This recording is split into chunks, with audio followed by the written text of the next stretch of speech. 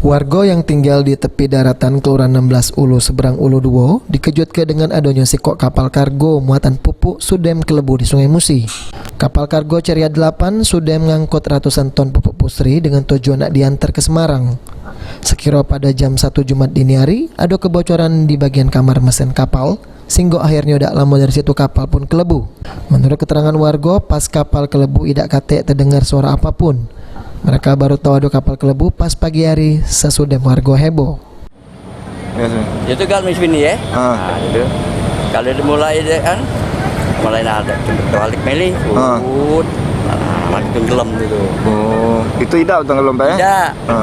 Berarti bagian bocor Pak ya? Bocor Pak ini. Bocor. Kita tidak tahu tapi kejadian jam berapa ya? Tidak tahu. Tidak tahu. Soalnya kami ini baru itu dari rumah. Dari rumah. Kemudian ke laut sini, lihat ini nah. Oh iya. Belum dievakuasi Pak ya? Iya, sangko aku ini pasir. Pengangkut barang ini Pak ya? Iya, ngangkut barang. Dari kejadian ini tidak nimbul ke korban jiwa, di mana sebanyak 15 ABK dilaporkan selamat. Ini kapal kargo tersebut dewek masih belum pacak dievakuasi karena masih nunggu hasil pemeriksaan. Abidin Riwanto, PAL TV.